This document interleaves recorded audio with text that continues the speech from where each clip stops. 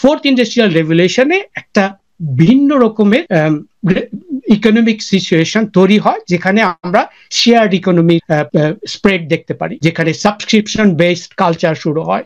এবং এগুলো হয়তো আমাদের কাছে অনেকে রাইড শেয়ার হিসাবে জানেন, ফ্রিল্যান্সিং হিসাবে এটা পরিচিত, হোম ডেলিভারি কথা আমরা পাঠাও যেটা রয়েছে, আমরা রাইড শেয়ার করি, আমরা বাসার মধ্যে রুম শেয়ার করি এয়ারবিএনবি ব্যবহার করে, উবারের কথা রয়েছে।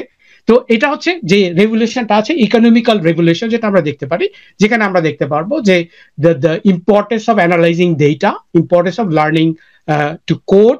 তারপরে আমরা লাইফস্টাইলের উপরে দেখেছি। Number 2 of the fourth industrial রেভলিউশনের ইম্প্যাক্ট দেখেছি লাইফস্টাইলের উপরে।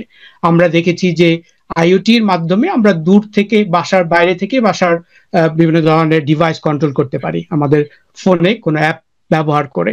আমরা ঘুমের প্যাটার্ন গুলো ক্যাপচার করতে পারি যে ধরনের ডিভাইস গুলো আমরা হাতে পড়ি এগুলো দিয়ে।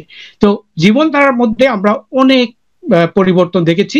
আমরা যে ধরনের আইওটি বেসড সেলফ ড্রাইভিং কার, যেগুলো রেভলিউশন এখন অনেক বাস্তব পর্যায়ে চলে গিয়েছে।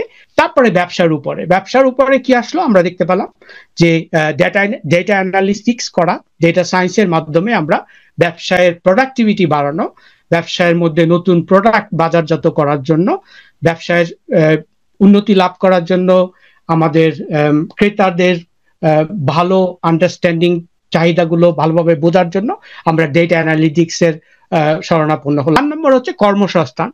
সো অবভিয়াসলি সব কিছু প্রভাব পড়ছে কর্মসংস্থানের কাছে, যেখানে আমরা দেখতে পারবো যে সফট স্কিলের ব্যাপারগুলো হার্ড স্কিলের পাশাপাশি অধিকতর ভাবে চাহিদাপূর্ণ হয়ে উঠছে।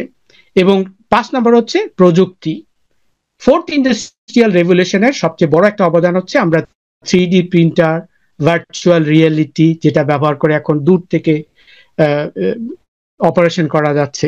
3D প্রিন্টারের মাধ্যমে বিভিন্ন ধরনের অর্গান, এখানে এখন যারা বিভিন্নভাবে চ্যালেঞ্জ রয়েছে, যাদের হাত পা নাই, হয়তো দেখালো সে অর্গানগুলো এখন 3D প্রিন্টার দিয়ে তৈরি হচ্ছে।